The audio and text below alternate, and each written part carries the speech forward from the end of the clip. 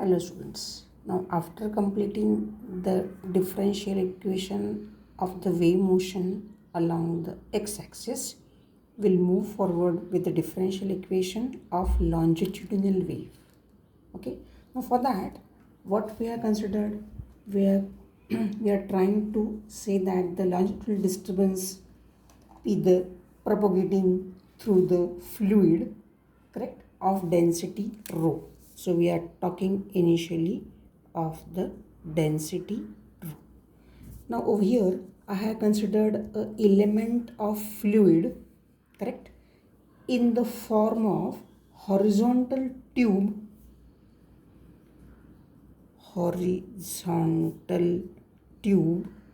of cross-sectional area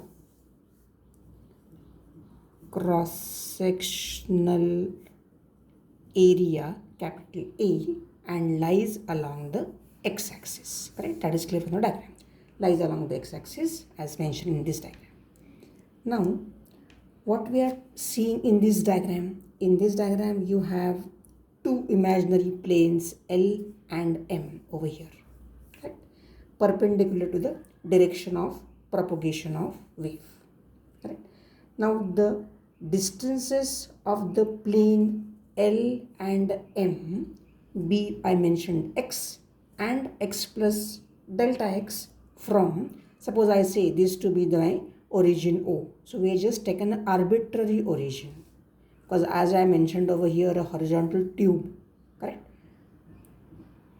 So when I'm trying to expect that my x-axis is in the somewhere in the middle and I showed my two planes L and M perpendicular direction of propagation of wave, so I assume that suppose this is point O, the distance from O to plane L is x and O to M plane is x plus delta x.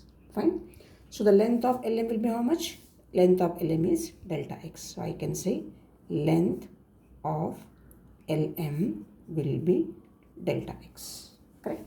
Now what I like to see that the volume of the element, now moment I got the length, my job is to even get the volume of the element LM will be A into delta x, because A is the cross sectional area and delta x is L into M, distance, the distance between the two planes L and M.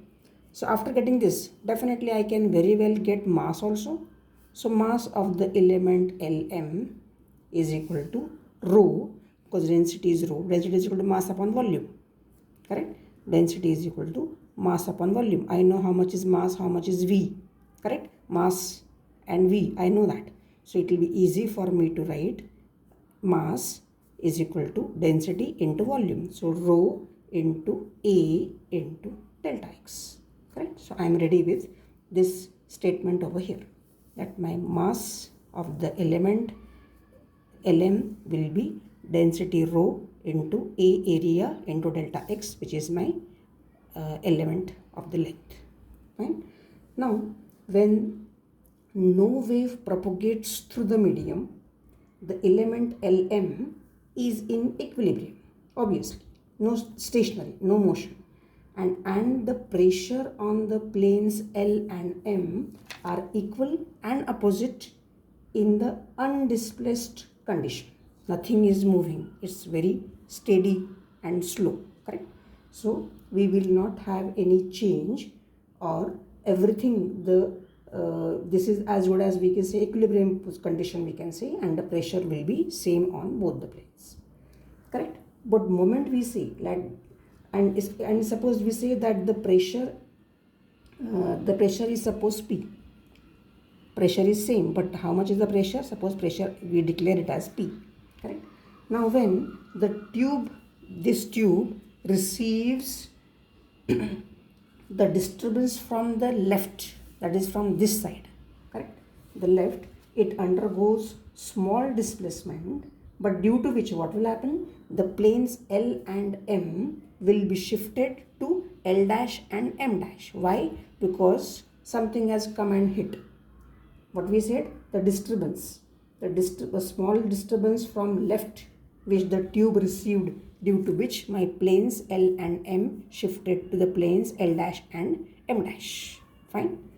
Now, the plane L is displaced through small l, correct? Small l. Meanwhile, the plane M is displaced through some more distance as the medium is compressible, correct? Here we wrote something more because here was only we wrote earlier it was x, now it has become x plus l. But here x was dx plus x plus delta x plus l plus dabba l by dabba x delta x. Why? Because the medium is compressible, that we should not forget. So we can say medium is compressible. Correct. Now let it be displaced through L plus dabba L by dabba x delta x. Correct. This is due to that fact because this already we had it. But here it was x, now it has become x plus L. Fine. Now the distance of L dash, this one, distance of L dash from the same origin is x plus L. Same arbitrary origin what I mentioned over here. Here also same logic is applicable. So x plus L. And the distance of M dash from the same origin will be how much? X plus delta x plus L plus dabba L by dabba x delta x. Correct?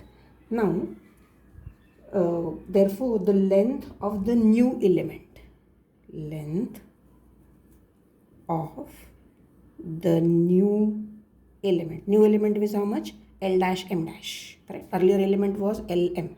Now the new element will be L dash M dash, will be nothing but x plus delta x plus L plus dabba L by dabba x delta x minus the old x plus L. X plus L was for the L dash. Correct? And as we mentioned over here, distance of L dash from the same origin O is x plus L, and this was this distance. So the length of the new element I wrote it over here, which was x plus delta x. What gets cancelled, that will write. So x gets cancelled easily, even L gets cancelled easily, and I left out with delta x plus dabba L by dabba x delta x. This is the first part I left. Now we'll talk about the volume. Correct? Now the volume of the new element. Earlier I mentioned volume Lm was A delta x. Now volume of the new element will be V dash, will be obviously A into bracket delta x plus dabba L by dabba x delta x. Okay, earlier how much was the length of the element? Only delta x. Now how much is the new length? Delta x obviously plus dabba L by dabba x delta x. Earlier volume was how much? A delta x. What is the volume of new element? Is A delta x plus dabba L by dabba x delta x. Fine. Now after getting this new volume, we'll have to write now, therefore the change in volume. The change in volume is, we'll call it as dV, is equal to A delta x plus dabba L by dabba x delta x minus A delta x. So A delta x gets cancelled and we get this into this. So nothing but, so my dV will be A dabba L by dabba x delta x. So length of new element is ready. Length change in volume dV is also ready with me. Now I have to talk about a very important concept which is called as the volume strain. So now I'll say the volume strain is defined as, or it's given by what formula? Volume strain is change in volume upon original volume. That is the definition. Correct? So therefore what I can write? Change in volume divided by the original volume. Okay, what is my change in volume? It's dV, correct? So what is the value for that change in volume? I can write it over here. It's capital A daba L by daba X delta X divided by original volume was A delta X. Here it's A delta X. So cancel that and it will be daba L by daba X is my volume strain. Done. Now the additional pressure applied by the disturbance on the plane L, correct? What we spoke, we said it is small p. Till now we have not spoken about that. So this is my additional pressure. Additional pressure will be small p. The volume of the fluid between the planes L dash and M dash, the new element, correct? What happens to that? It gets deformed because pressure on both the planes does not balance. Fine. So what happens then? The pressure on the plane M dash on opposite direction will be P plus small p plus daba P by daba X delta X. Fine. So the additional term, why did you get additional term? Because of the compressibility of the medium. We said medium is compressible. That's why here also we got additional term. Here also we got the additional term. Here we mentioned, correct? So now, so what happens over here now? The pressure difference. Earlier we said the pressure was only P, correct? So the pressure difference between the planes L dash and M dash, correct? Pressure difference between the planes L dash and M dash is P plus P minus P plus P daba P by daba X delta X, correct? This will become, cancelling this, minus of daba P by daba X delta X, correct? Now the pressure is basically what? We always define pressure to be force per unit area. Fine. So therefore the net force acting along the x-axis, I'll say it is Fx, will be minus A daba P by daba X delta X. Perfect. Fx. F will be pressure into area. So I wrote area. This value over here as it is. So Fx is equal to minus A daba P by daba X dx as it is. Next. So the bulk modulus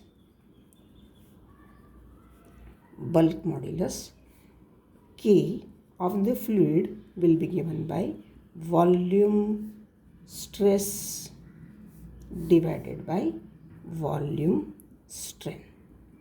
What is the, how do you mention as far as this case is concerned? We'll write pressure applied divided by the volume strain. Now how much is the pressure applied over here? Pressure applied is P, correct? Divided by what is the volume strain? Value I got it over here. I just finished the derivation. It was daba L by daba X. Perfect. So I'll have to write the value over here, which is minus daba L by daba X.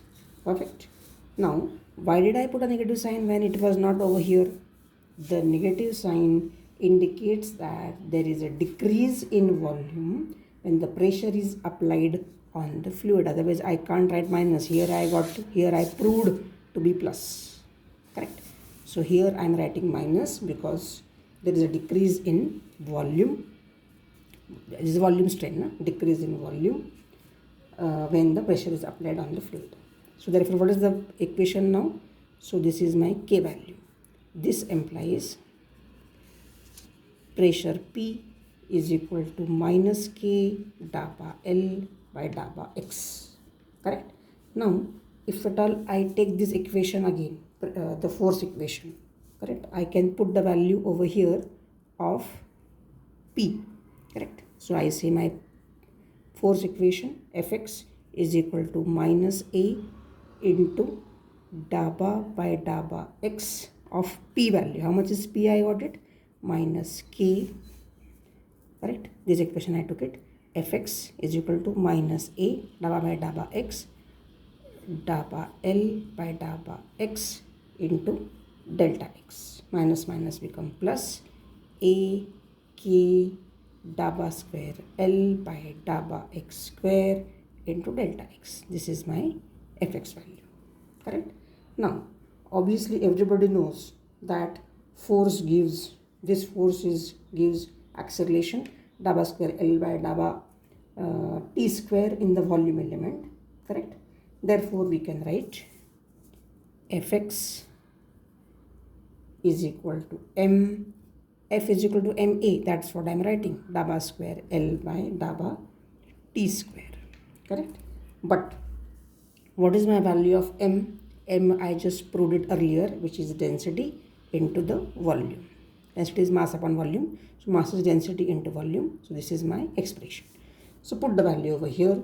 So I get my expression Fx is equal to rho, value of m will be rho into A into delta x into dabba square L by dabba t square.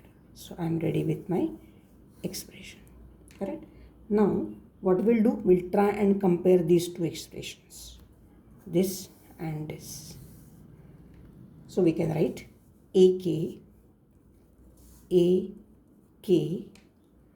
dabba square L by dabba x square delta x is equal to density, area, length element, dabba square L by dabba t square. So cancel whatever is possible, cancel A, cancel delta x. So what is left here? K dabba square L by dabba x square is rho dabba square L by dabba t square. Correct? So if at all I take this K down, what will I get? I will get dabba square L by dabba x square is perfect dabba square L by dabba t square. Correct? So we got a differential equation of the wave motion, perfect, which is dabba square, earlier what I got, dabba square phi by dabba x square, which is still here, is equal to 1 upon c square dabba square phi by dabba t square. Here also I got now dabba square L by dabba x square is rho by k dabba square L by dabba t square. So if at all we compare that, correct, what will I write? That the value of 1 upon c square is nothing but what? Rho by k.